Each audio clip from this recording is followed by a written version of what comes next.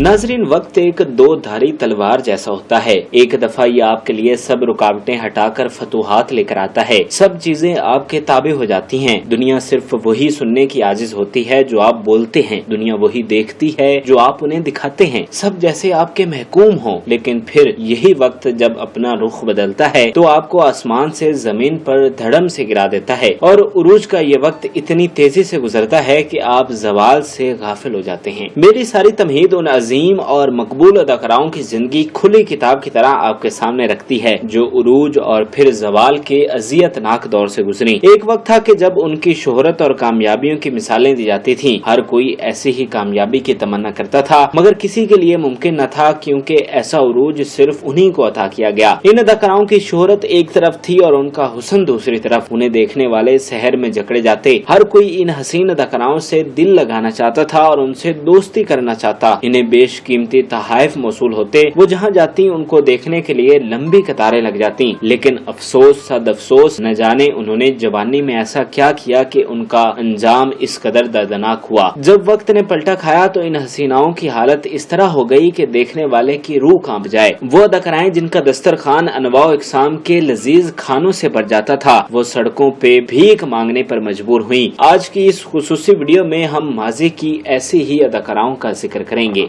Number 1, मौसम आया है रंगी, बजी है कहीं सुरीली बीन, ऐसे में हाले हाले हाले हाले बड़े सगीर की फिल्मी दुनिया पर राज करने वाली अदाकारा मीना शोरी भीख मांगने वाले अदाकाराओं की फहरिस्त में शामिल हैं। मीना शोरी फिल्मी दुनिया का एक बहुत बड़ा नाम था, जिन्होंने न सिर्फ पाकिस्तान बल्कि भारत की फिल्मी दुनिया में भी शोहरत और कामयाबी समेटी। मीना शोरी लॉलीवुड की मुतनाज़िया और रंगीन तरीन अदाकारा थी जो अपने 8 दर्जन कानूनी शोहरों की वजह से जानी जाती थी। मीना शोरी वो अदाकारा है जिनके कदमों में शोहरत और दौलत आ गिरी थी और वो रोजाना इस पर बड़े फख्र से पांव रख कर चलती थी। मीना शोरी पैदा तो एक गरीब घराने में हुई थी, लेकिन उनकी किस्मत ने उन्हें वो कुछ दिखाया जो किसी रईस ज़ादे के बस में भी नहीं होता। मीना शोरी की कहानी सबक आमोज है जो किसी इबरत से कम नहीं। मीना शोरी लाहौर के इलाके रायवण में एक गरीब घराने में पैदा हुई। उनके शऊर की उम्र तक आते आते उनके वालिद का कारोबार ठप हो चुका था। मीना शोरी की बड़ी बहन की शादी मुंबई में असलम नामी शख्स से हुई थी। मीना भी अपनी बहन के साथ मुंबई चली गयी। मुंबई में उन्हें फिल्मों में काम करने का मौका मिला। मीना शुरू से ही मशहूर होना चाहती थी। उनकी ख्वाहिश थी कि लोग उन्हें जाने और पसंद करें। उनके करियर का आगाज 40 की दहाई में हुआ। मारूफ हिदायतकार सोहराब मोदी की फिल्म सिकंदर मीना शोरी के लिए डेब्यू फिल्म थी। इसी फिल्म के सेट पर उनकी मुलाकात जहूर नामी फनकार से हुई, जिससे मीना ने पहली शादी की। लेकिन ये शादी कुछ ही अरसा कायम रही। इद्दत पूरी करने के बाद मीना ने दूसरी शादी अल नासिर से की, लेकिन ये भी कायम न रह सकी। शायद मीना के दर्दनाक अंजाम की सबसे बड़ी वजह ही यही थी कि उन्होंने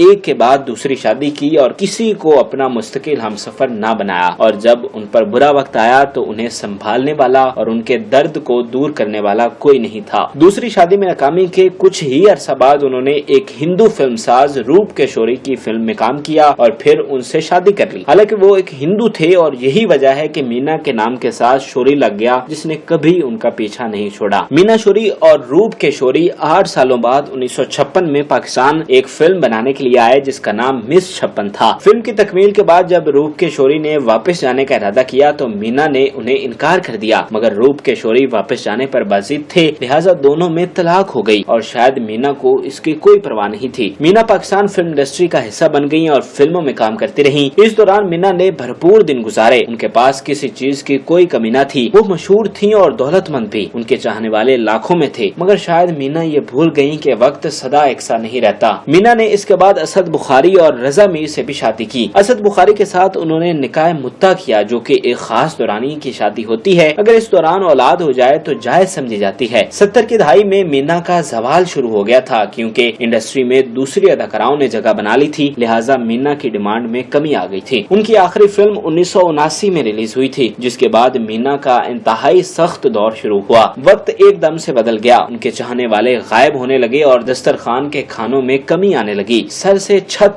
پھیلنے لگی اور بہار خزاں میں بدل گئی۔ مینا شوری کئی ایک بیماریوں میں بھی مبتلا ہو گئی، لیکن ان کے پاس علاج کروانے کے پیسے نہیں تھے۔ ایک نیوز رپورٹ کے مطابق مینا شوری کو ایک فلم فنکشن پر بھیک مانگتے ہوئے دیکھا گیا۔ آنے والے فلمی ستارے جو کبھی ان کے مداح ہوں گے، ان کی بدتر حالت کی وجہ سے پہچاننے سے بھی قاصر تھے۔ مینا شوری کا انتقال 1989 میں ہوا۔ انہوں نے زندگی کے آخری 10 سال انتہائی اذیت میں گزارے، یہاں تک کہ انتقال کے بعد ان کی تدفین چندہ اکٹھا کر کے کی گئی اور یوں وہ آرام کی نیند سو گئیں۔ اللہ تعالیٰ انہیں جنتوں میں اعلیٰ مقام عطا کرے۔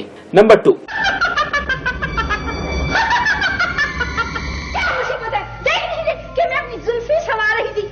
لازوال ڈرامہ سیریل اینک والا جن کی بل بطوری بھی ان بدقسمت اداکاراؤں کی فہرست میں شامل ہے جو 2 وقت کی روٹی کے لیے بھیک مانگنے پر مجبور ہوئی۔ بل بطوری شرافت، حیا، تہذیب اور کردار کی علامت تھیں۔ وہ خلوص اور محبت کا پیکر تھیں، لیکن نہ جانے کیوں انہیں ایسے بدترین دن گزارنے پڑے۔ وہ انتہائی معصوم تھیں، ان کا دل بھی ان کے چہرے کی طرح معصوم تھا اور شاید انہیں اسی معصومیت کی قیمت چکانا پڑی تھی۔ بل بطوری کا اصل نام نصرت آرا تھا۔ ڈرامہ سیریل اینک والا جن سے پہلے وہ چھوٹے موٹے کردار کرتی تھی اور عوام میں ان کی مقبولیت نہ ہونے کے برابر تھی، لیکن اینک والا جن میں ان کے لازوال کردار بل بطوری نے انہیں شہرت کے آسمانوں تک پہنچا دیا۔ ان کا کردار امر ہو گیا تھا، لیکن یہ وقت ایک سا نہ رہا۔ جب تک ڈرامہ چلتا رہا بل بطوری خوشحال رہی، لیکن جو ہی ڈرامہ بند ہوا ان کی روزی بند ہو گئی۔ بل بطوری کو کہیں اور کام نہ ملا، ان کے حالات بد سے بدتر ہوتے گئے کیونکہ ڈرامہ سے بہت کم معاوضہ ملا کرتا تھا جس سے بچت ناممکن تھی۔ نصرت آرا کے حالات اس قدر بدترین ہو گئے کہ وہ مکان کا کرایہ بھی برداشت نہ کر سکیں اور سڑکوں پر آ گئیں۔ نصرت آرا لاہور میں واقع داتا گنج بخش کے مزار پر چلی گئیں جہاں پر وہ چاول کھا کر گزارا کرتی تھیں۔ وقت کی ستم ظریفی دیکھیے کہ وہ مسلسل 4 سالوں تک چاول کھاتی رہیں جس سے جلد سمیت کئی دوسری بیماریاں ان میں سرایت کر گئیں۔ نصرت آرا کے پاس 2 وقت کی روٹی تو میسر نہ تھی، لہٰذا وہ اپنا علاج کہاں سے کرواتی۔ نصرت آرا یوں ہی ذلت آمیز سال گزارنے کے بعد 2017 میں خالق حقیقی سے جا ملی۔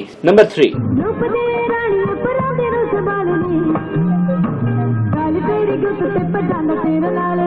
ماضی کی عظیم اداکارہ روحی بانو بھی دردناک قسمت کا شکار ہوئیں۔ روحی بانو انتہائی خوبصورت اور دلکش اداکارہ تھیں۔ انہیں 70 کی دہائی میں بہت مقبولیت ملی تھی۔ روحی بانو ٹی وی اور فلم میں بیک وقت مقبول تھیں۔ وہ ایک باحیا اور با کردار اداکارہ تھیں جن کے نہ ہی کوئی معاشقوں کا قصہ سنا گیا اور نہ ہی کسی سے جھگڑا ہوا۔ انہوں نے ہمیشہ اپنے کام سے کام رکھا اور محتاج کی مدد کی۔ روحی بانو کی زندگی بہت اچھی جا رہی تھی۔ انہوں نے لاہور کے علاقے گلبرگ میں ذاتی گھر بھی بنا لیا تھا اور ایک خوشحال زندگی گزار رہی تھی، مگر سکون کے یہ لمحات ان کی تقدیر میں نہ تھے۔ 2005 کا ایک دن ان کے لیے بھیانک ثابت ہوا۔ روحی بانو کا 20 سالہ جوان بیٹا قتل ہو گیا۔ وہ اس صدمہ کو برداشت نہ کر سکی اور ذہنی توازن کھو بیٹھی۔ اس کے بعد روحی بانو کو اپنی کچھ خبر نہ تھی۔ وہ کبھی ایک روڈ پر اور کبھی دوسرے روڈ پر سوئی ہوئی پائی جاتی اور بھیک مانگ کر کھانا کھاتی۔ روحی بانو کا علاج کروانے کے لیے انہیں پاگل خانے بھی داخل کروایا گیا، لیکن وہ تندرست نہ ہو سکی۔ روحی بانو کی بہن ان کا علاج کروانے کے لیے انہیں استنبول لے گئیں جہاں پر وہ ٹھیک تو نہ ہو سکی، البتہ ملک الموت نے انہیں اذیت ناک زندگی سے نجات دی اور وہ خالق حقیقی سے جا ملی۔ نمبر 4،